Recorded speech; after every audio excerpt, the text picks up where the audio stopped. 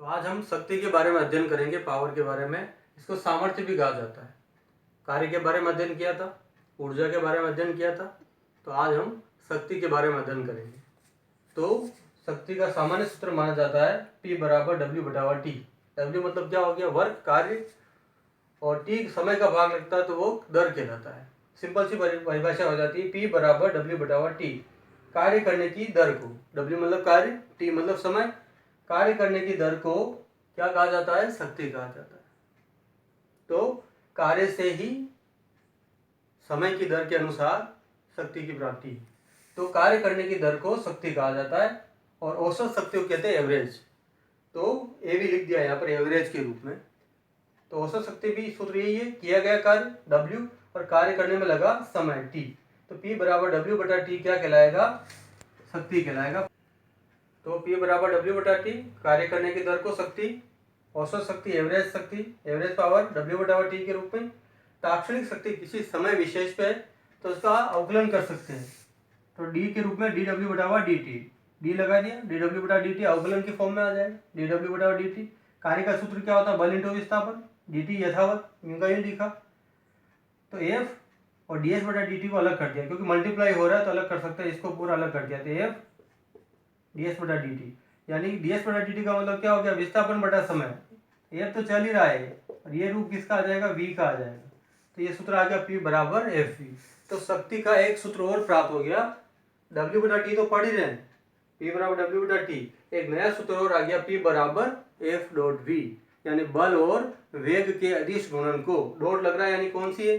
कार्य, ऊर्जा, शक्ति सभी अदिश राशि है, सभी स्केलर प्रोडक्ट है।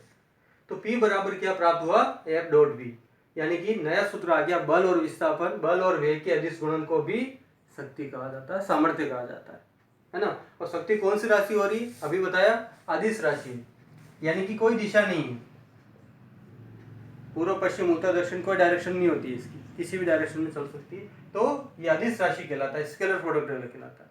कार्य भी अदिश राशि, ऊर्जा भी अदिश राशि, और ये शक्ति भी अदिश राशि कहलाता है, स्केलर प्रोडक्ट कहलाता है।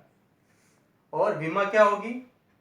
F की विमा क्या होती है? इससे विमा बना भी सकते हो। बल की विमा होती है m1 L1T-2, और वेग की विमा क्या होती है? सामान्य विस्थापन L1T-1 m1 L दो बार आ रहा है तो L2, और ये -2 और -1 तो -3। तो विमा को बिना रटे हुए आराम से लिख सकते हैं m1 L2T-3, क्योंकि P बराबर F से ज्ञात किया। इससे भी ज्ञात कर सकते हो, इससे भी यही विमा आएगी। कार्य की विमा लिखी, समय, और ये विमा प्राप्त हो जाएगी m1 L2T-2। तो शक्ति अदिश राशि होगी, विमा होगी m1 L2T-3, और इसका मात्रक क्या होता है ऐसे पद्धति में? वॉट। क्या होता है? वाट। जैसे बल्ब वगैरह होता है 100 वाट 200 वाट, तो ये वाट इसका मात्रक कहलाता है ऐसे पद्धति में। एक अश्व शक्ति बराबर होता है 746 वाट के बराबर माना जाता है, और 1 वाट बराबर 1 जूल प्रति सेकंड के रूप में माना जाता है। 1 किलोवाट जो होता है वो 10⁻³ वाट के बराबर होता है, और मेगावाट होता है तो वो 10⁻6 वाट के बराबर माना जाता है। अगर शक्ति और समय का अदिश गुणन किया जाए तो कार्य के रूप में प्राप्त होता है। तो लिख सकते हैं इसको P बराबर समाकलन इंटीग्रेशन P.dt के रूप में। तो शक्ति और समय का ये गुणनफल जो कहलाएगा क्षेत्रफल के रूप में, वो कार्य के रूप में प्राप्त होता है। तो ये एक ग्राफ भी बना सकते हैं वक्र के रूप में, शक्ति और समय के रूप में, कार्य और समय के रूप में भी वक्र बना सकते हैं। परिवर्तित द्रव्यमान के बारे में पूर्व में अध्ययन कर चुके हैं। F बराबर क्या होता है? d/dt mv के रूप में। तो परिवर्तित द्रव्यमान के रूप में पढ़ा था, तो क्या आएगा? d/dt के रूप में m बाहर गया तो dv/dt, और v बाहर तो dm/dt। तो द्रव्यमान इसमें परिवर्तित हो रहा है, ये p के रूप में कहलाएगा। तो ये p बराबर d/dt समवेग का सूत्र, m बाहर तो v का अवकलन, v बाहर तो dm/dt। द्रव्यमान इसमें परिवर्तन हो रहा है, तो इसी को लिखा है यहाँ पे। तो ये तो v चल ही रहा है, और ये पहला समीकरण तो यह हो गया v dm/dt के रूप में, और दूसरा समीकरण भी अभी भी पड़ा है ये वाला P बराबर F.V। तो समीकरण फर्स्ट और सेकेंड, ये जो मान आ रहा है F के रूप में, ये मान यहाँ रखने पर, ये वाला मान यहाँ रखा तो वो क्या प्राप्त हो जाएगा? v, और v दो बार आता है v.v, v² तो P बराबर आ जाएगा v स्क्वायर dm बटा dt के रूप में। तो आज का टॉपिक पढ़ा अपन ने शक्ति के रूप में। कार्य करने की दर को क्या कहा जाता है? शक्ति कहा जाता है। P से व्यक्त करते हैं इसको पावर के रूप में, और सूत्र बनता है P बराबर W बटा टी। ये कार्य हो गया और समय हो गया। कार्य करने की दर को शक्ति कहा जाता है। औसत शक्ति के रूप में किया गया कार्य और कार्य करने में लगा समय के रूप में। तात्क्षणिक शक्ति ज्ञात करेंगे किसी समय विशेष पर, तो अवकलन के रूप में लिखा dW बटा dt। कार्य का सूत्र क्या होता है? बल इंटू विस्थापन, विस्थापन बटा समय के रूप में आ जाएगा वेग। तो नया सूत्र आ गया P बराबर F डॉट V के रूप में। और इसका मात्रा क्या हो जाएगा? SI के रूप में तो पढ़ेंगे, वाट के रूप में। शक्ति कौन सी राशि है? अदिश राशि है। भीमा क्या हो जाएगी? M1L2 T-3। एक अश्व शक्ति बराबर 746 वाट के बराबर। 1 वाट बराबर 1 जूल प्रति सेकंड।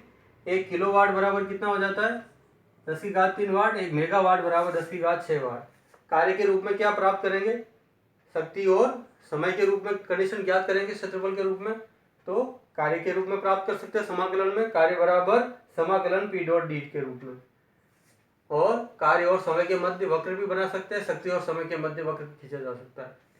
और ये समीकरण भी हल कर सकते हैं, पूर्व में अध्ययन कर चुके हैं उसी को। परिवर्तित द्रव्यमान क्या? डी अपॉन डी टी बराबर एम वी। एम बार तो डी बटा डी टी, वी बार तो डी एम बटा डी टी। परिवर्तित द्रव्यमान है तो द्रव्यमान इसमें चेंज नहीं हो रहा है, इसमें तो वेग चेंज हो रहा है, इसमें द्रव्यमान चेंज हो रहा है, तो इसी को लेना। तो वी डी एम बटा डी टी, पी बराबर एफ डॉट वी। ये बड़ा सूत्र P बराबर एफ डॉट वी। ये एफ का मान याद रख सकते हैं। तो ये सूत्र जो था वो याद रख दिया। तो P बराबर वी डी एम बटा डी टी, और V और V 2 बार आ रहा है तो V स्क्वायर हो जाएगा। ये V स्क्वायर, तो P बराबर V स्क्वायर डी एम बटा डी टी के रूप में परिवर्तित द्रव्यमान भी ज्ञात कर सकते हैं। तो मुख्य रूप से परिभाषा, मात्रक, विमा और इसका सूत्र वगैरह भी याद रखना। ग्राफ भी, वक्र भी इसको याद रखा जा सकता है। तो कार्य करने की दर, तात्क्षणिक शक्ति, शक्ति अदिश राशि, विमा और इसका मात्रक वगैरह हो गया। एक शक्ति 1 वाट बराबर 1 जूल प्रति सेकंड। 1 किलो वाट में 10 की घात 3 वाट। 1 मेगा वाट में 10 की घात 6 वाट माना जाता है।